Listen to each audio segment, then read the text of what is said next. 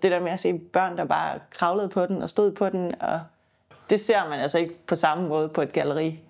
Der kan forældre, der godt være sådan, nej, pas lige på, det er et kunstværk. Du må ikke sætte dine fodspor der. Og det er jo bare, det er bare lækkert. Hej, jeg hedder Maria Binke. Jeg er skulptør, og lige nu der sidder vi på mit værksted på Vesterbro i København. Det var et bageri i gamle dage, hvor det her, det var der, hvor man stod og bagte. Og så ude ved gaden, det var der, hvor man solgte selvfølgelig, og ovenpå, det var både bagerjomfruerne. Det bærer stadigvæk lidt præg af det, men jeg har jo lavet det meget om, kan man sige. Men det er lidt sjovt, at det var et bageri, når jeg nu flyttede ind med min ovn. Og jeg burde nok være et andet sted, fordi jeg har virkelig ikke ret meget plads i forhold til at lave de her kæmpe store skulpturer. Men jeg vil ikke være andre steder, fordi det er her, jeg føler mig inspireret. Det er her, jeg finder min ro, og det er det her, jeg kender. Og jeg skal bare lige gå ud på gaden, så er jeg midt i det hele. Så jeg gør nogle ting her, som sørger for, at jeg så kan arbejde her. Altså, for eksempel har jeg jo den her gigantiske kabinet, så jeg kan dreje den rundt og få noget afstand til, så jeg kan lave de her større værker. Nogle af tingene, jeg har oppe, det er meget for ligesom, at jeg kan se tilbage, hvad jeg har lavet. Men billeder af dyr og sådan noget, altså det har en kæmpe rolle. Altså, hvis jeg ikke står med min telefon, så har jeg et billede, og så modellerer jeg sådan så, at for eksempel har jeg her, der har jeg måske 20 tusser, som jeg kigger på, og det er vildt forskellige racer. Men jeg tager detaljer fra hver og laver den til min egen race, eller laver den til min historie.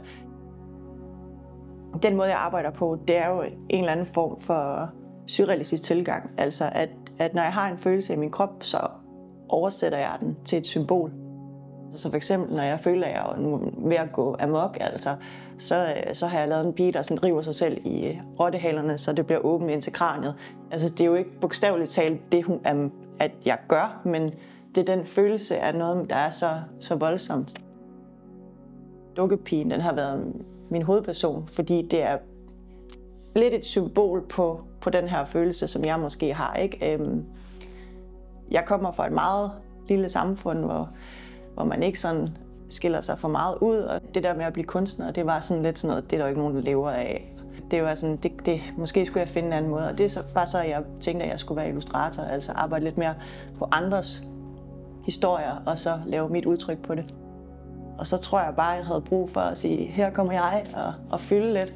Og mit sprog, det kommer jo af der, hvor jeg kommer fra. Så for eksempel har jeg jo hørt enormt mange eventyr hele min barndom. Til Chart i Tivoli præsenterede jeg et stort værk, lavet i bronze, en rund bænk, som havde titlen I Found Myself Within a Forest Dog. Det tog jo udgangspunkt i den her runde bænk, som vi alle sammen kender fra parken, og som er lidt sådan noget hyggeligt. Og der står jo det her træ i midten, som altid sådan gror op. Og der vil jeg gerne fjerne det træ, og sådan skære det ned til en stup. Den skulle se skrøbelig ud, men overhovedet ikke være det. Det skulle være sådan, at man kunne sætte sig på den, uden der skete noget som helst, men den skulle se skrøbelig ud, og derfor skulle den også være forkullet i sit udtryk. Altså patinaen skulle være forkullet. Men så de her rødder her, fra de her døde træ, voksede så op og holdt den sammen, selvom det var ved at falde fra hinanden. Og så selvom det hele var sådan dødt med stuppen og bænken og alt det her, så ville jeg gerne have, at det gav livet videre, eller man kan sige, der var stadigvæk liv der, selvom at det virkede dødt. Så der var alle de her fugle her over det hele, som ligesom havde taget bo. Jeg vil gerne have, at den aldrig dør, altså i forhold til, at man uanset hvor man sætter sig hen, så vil du altid se noget nyt. Så for eksempel på den, der var der faktisk et lille fuglepar, hvor de sidder og kysser på den ene side og sådan noget, ikke? Så der er hele tiden nogle små ting rundt omkring, hvor der er noget nyt. Jeg tror ikke, folk er klar over, hvor mange symboler der er i den bænk. Altså Tivoli er noget helt magisk for mig, og har været det egentlig altid. Det er ligesom et vindue til at vise noget, og blive set af rigtig mange, og også blive set af mange, som ikke kigger på kunst normalt. Så det bliver sådan en naturlig måde at opleve et værk på, og det er det, jeg rigtig godt kan lide med mine ting, altså at se folk ligesom gå i et med dem, eller sådan bruge dem. Fordi for mig, der er kunst noget, som, altså der er rigtig mange, der kigger på kunsten, og ikke bruger den på den måde. Jeg kan rigtig godt lide, når man for eksempel her, altså, at man går hen og sætter sig ved den, og det er måske ikke alle, der gør det inde på et museum eller på et galleri, men i Tivoli, der er værkerne lige pludselig en del af et sted, hvor folk bare går hen og naturligt bruger det. Og så er Tivoli jo bare magisk og passer virkelig godt til mit udtryk. Jeg har altid ønsket mig at have et værk derinde. Altså, der er det her med de eventyr og sådan noget, som også går meget i tråd med det, der er derinde. Ja, så det er jo bare super fantastisk, altså.